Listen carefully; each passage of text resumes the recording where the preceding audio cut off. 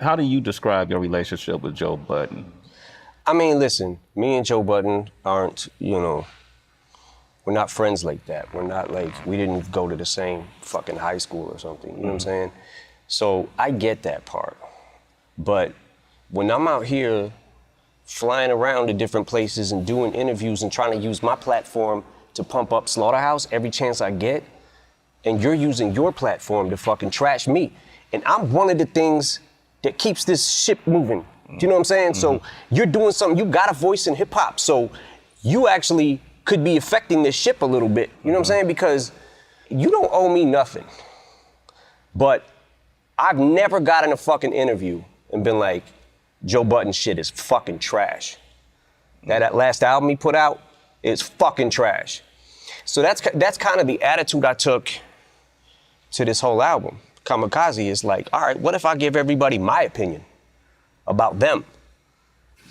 But look, I want to talk about Slaughterhouse, because there's a lot of, including myself, people that really feel like the Slaughterhouse saga was unfinished. You know, I know there's a Glass House album that was pretty much completed but never released, right? Where we had left it about 2 years ago was everybody came in and some of the guys in the group picked certain beats. Some of the guys didn't feel those beats, so they liked the other beats. And there was definitely enough songs to put an album out, but for the most part, it wasn't a complete picture because everybody wasn't on the same page of what their favorite songs were.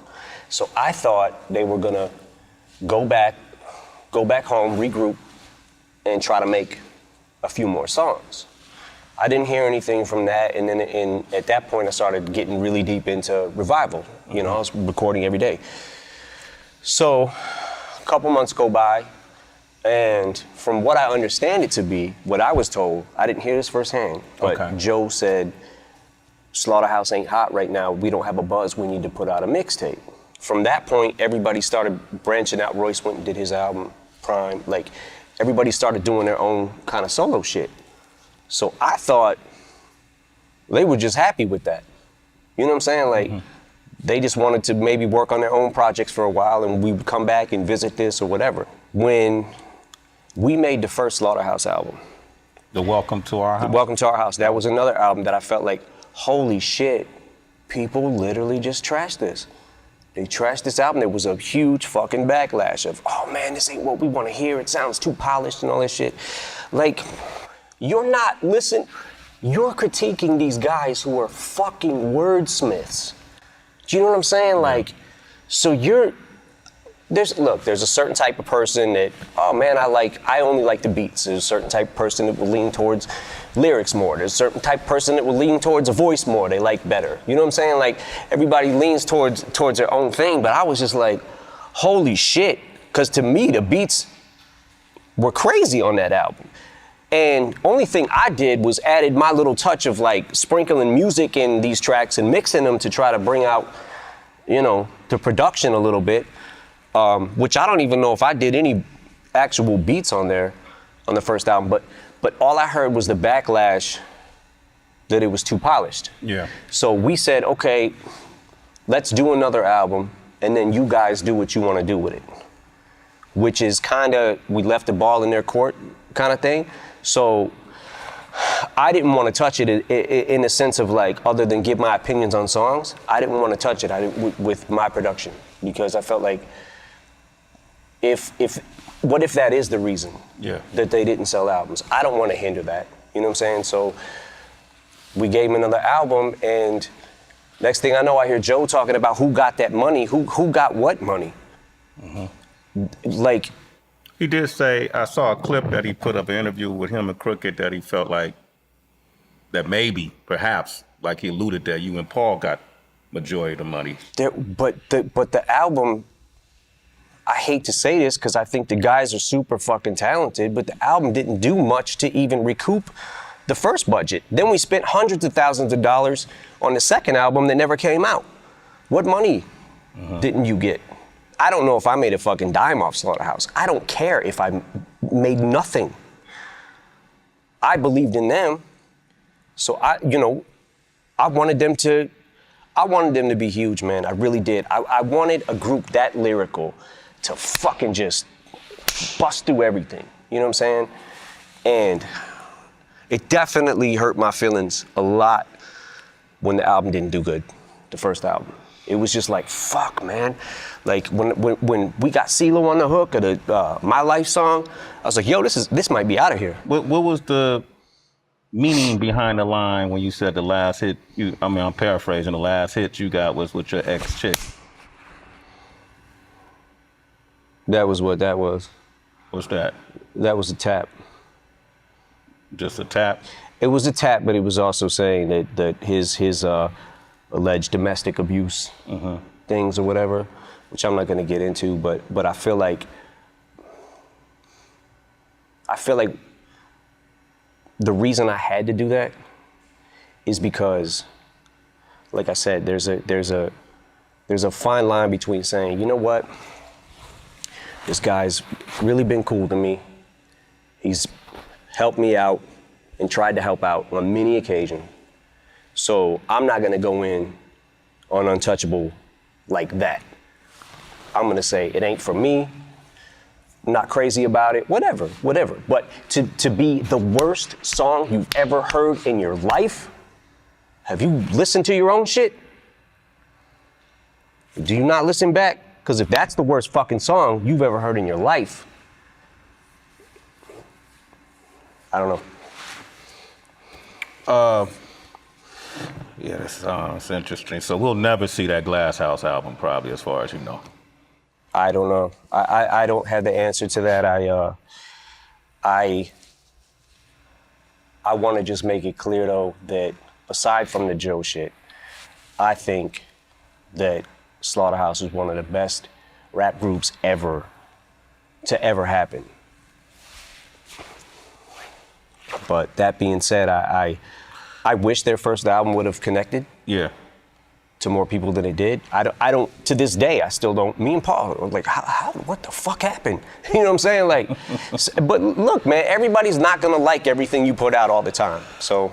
That was a dream team of MCs, though, and I think a lot to what you're saying in regards to why aren't people reacting to these wordsmiths is that's how we came up, you know. And honestly, what people may not realize is that's what really separated hip hop from R&B, rock and roll, and other genres was our ability to bend words to create patterns that made it unique to our genre specifically, which it seems like is something that doesn't get any credibility. People don't put not everybody put a whole lot into that now. They don't give a lot of credence to that, you know, which is probably Slaughterhouse could have been a victim of that kind of ideology. You also in this album, you went in on MGK. You guys had a discrepancy. He mentioned it in his response song, Rap Devil, you know, that let's call Sway and ask him why I can't get on Shade 4-5.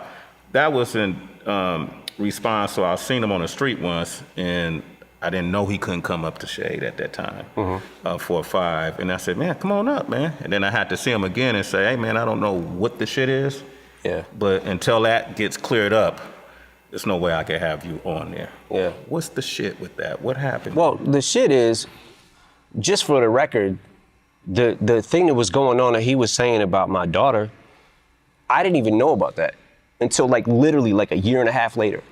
Okay. It never hit my radar.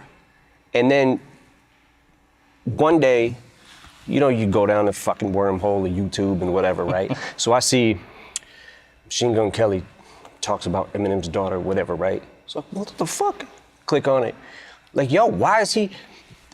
Then he starts doing a press run, basically, about Haley.